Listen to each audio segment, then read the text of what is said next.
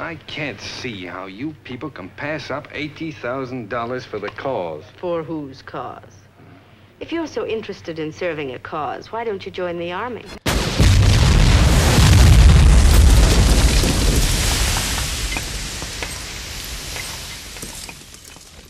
If I ask you to imagine a war, you might think of the ongoing conflict between Russia and Ukraine, the World War, the epic Mahabharata, the video game Call of Duty, or the fictional saga Game of Thrones.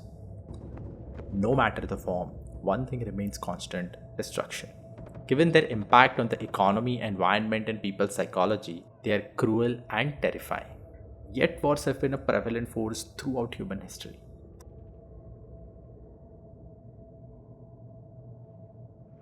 If wars are so devastating, why do we choose to fight?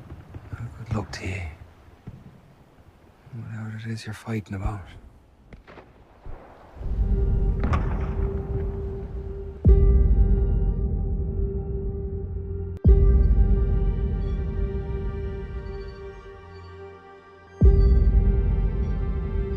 Watching Band of Brothers 11 years ago was like my closest experience with wars, and it changed how I see wars. Even though we acknowledge the destruction war brings, we often associate warriors just with bravery, portrayed as distant, heroic, and larger than life. Their portrayals seem more like fantasy thrillers than reality of this world, and somehow the destruction does not even count as harmful.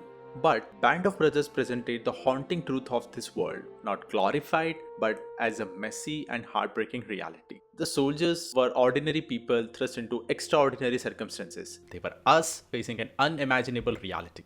They said, who would like to volunteer for the airborne? You got all your army equipment, you jump out of airplanes to fight the enemy. They said, go to hell. Nobody put up their hands. And then, I don't know what it was, brought it up, but the guy giving the speech was saying, but you get paid $50 a month more. So that made it $100. I think everybody had fear. I think there's people that can handle fear. I think I was probably one of them. I think I was just as scared as anybody else, except I could think. Band of Brothers sparked a quest within me to understand wars more deeply, and my exploration started. The most obvious and significant realization was wars are not black and white. They aren't simply a struggle of good versus evil or right versus wrong. They are complex, chaotic, and often morally ambiguous to fully support or oppose once you grasp the complete picture of it. And you land into idealist dilemma. The soldiers fighting these wars are also more nuanced. They have doubts, fears, and sometimes even lack clarity about their cause. Many times, even for them, battle lines are not so clear. That night I took time to thank God for seeing me through that day of days, and prayed I would make it through D+1. And if somehow I managed to get home again, I promised God and myself that I would find a quiet piece of land someplace and spend the rest of my life in peace. Soldiers also suffer through the terror of wars like any other human being. Still, it's so tempting to say, Listen! Fight for your future! Fight for your name! Survive! Fight for immortality! we often fight when we feel our existence is in danger. This is a survival instinct formed by our imagination of our sense of existence. Whether physical, ideological, influential, or material. It's an automatic response that pushes us to take action in challenging situations. We usually start with an easy approach, asking for what we need. But when dialogue fails, we resort to force. The repetitive influence of such instincts develop into a sense of purpose to resolve it, driving us to fight for it long enough. A better term for this individual sense is essence, which Plato defined as the core nature of something that determines its character or identity. Therefore, more accurately, instinct drives essence and essence drives purpose. As humans, we form groups with collective purposes that often arise from common beliefs and cultural norms. Similarly, for an individual within a group, Their essence and purpose are heavily shaped by the group's purposes, influenced by their parents, peers, media, and education. And this essence, when weighted against group's purpose, drives us to fight either in support of the group or to challenge it. However, collective purposes are not always clear. They can be hidden or deceptive.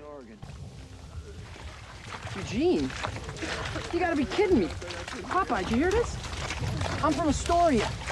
You don't say. Yeah, Orange Street. What gives? What are you doing in a Kraut uniform? My family answered the call. All true Aryans should return to the fatherland. Join up in 41. Modern perspectives on essence also recognize that essence evolves over time through experiences and decisions. Shoot him! No. In the true sense, our essence is elusive and subjective.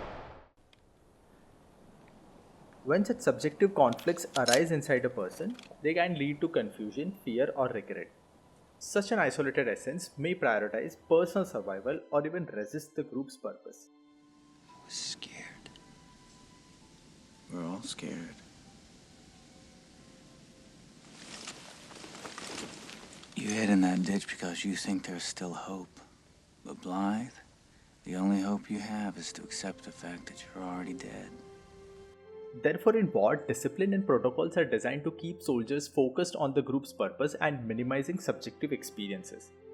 Conversely, when our essence aligns strongly with group's purpose, it can make us a leader of that purpose. So here, Winter's attachment to easy company provides him with a strong purpose to fight, yet his essence faces conflicts with the purpose of the war.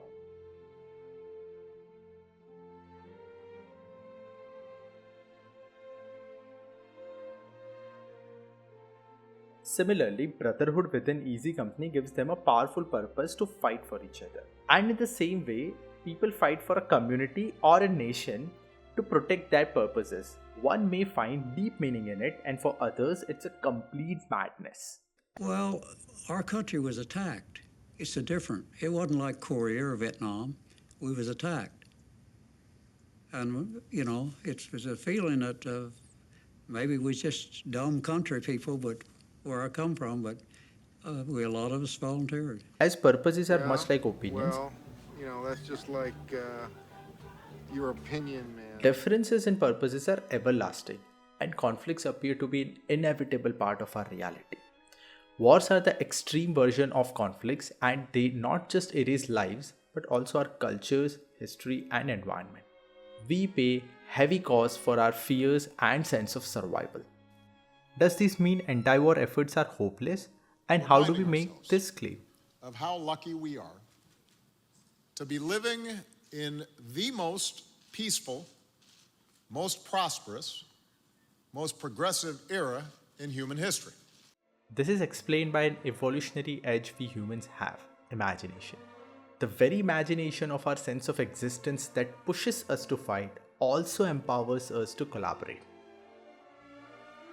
We have evolved from fighting in small groups to waging wars as nations, attributed to our capability to communicate our purposes and align increasingly larger groups around a common purpose. Anti-war efforts often question the purpose of war by emphasizing that, at core, the people on both the sides of a conflict share similar human essences. In the name of humanity, I'm here asking you for an agreement to an immediate ceasefire. A collaborative mindset enhances dialogue and offers bearable conflict resolution. Ultimately, when it is a game of surviving, our survival chances rely more on our ability to identify threats and choose the most advantageous purpose within all competing purposes. Historically, enemies have united when faced with a greater threat. The larger the collaboration, the better the alignment, and the greater the chances of survival. We will keep fighting, but it's crucial who we choose to fight with. The changing environment, an extraterrestrial threat, or something we don't know. So, are we on the edge of the greatest human collaboration for the purpose of humanity, or not yet?